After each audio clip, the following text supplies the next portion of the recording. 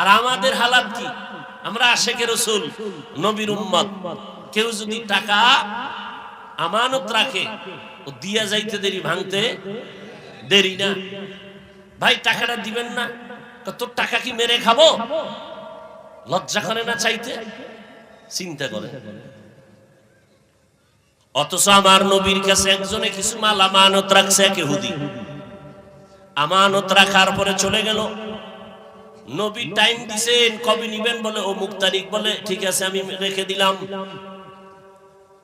ইহুদি তারিখের এক সপ্তাহ আগে আইসা নবীর সামনে দাঁড়ায় গালি দেওয়া শুরু করলো। এমন ভাবে গালাগালি করতেছে, পাশে ওমর দাঁড়ানো, গরম সাহাবী,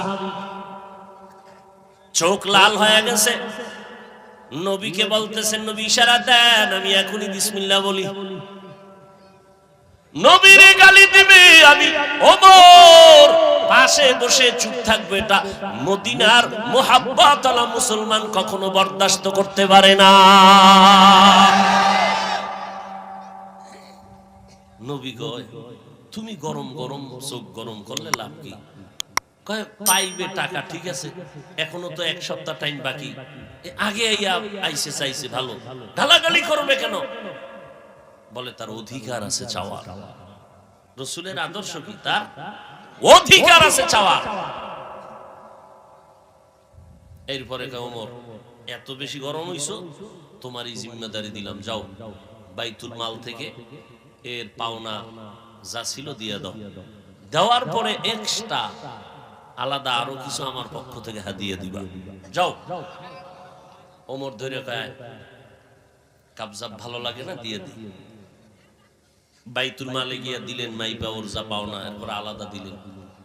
ইহুদি গাট্টিটা থুইয়া দিছে, দৌড়াইয়া নবীর কদমে এসে বলে, নবী আমার বহু পরীক্ষা আপনাকে করেছি, আজকে ছিল শেষ পরীক্ষা। পরীক্ষায় আপনি ফাইনাল পাস। এতগুলো গালি দিলাম, একটা কথা বললেন না।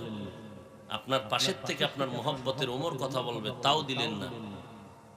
আপনার মতো মানুষের বন্ধু পৃথিবীতে আর কেউ হতে পারে না। আমাকে এখনই কালেমা পড়ায় দেন। ইমামুল আউয়ালিন আল আখিরিন বহরে সদকা রহমাতাল লিল আলামিন।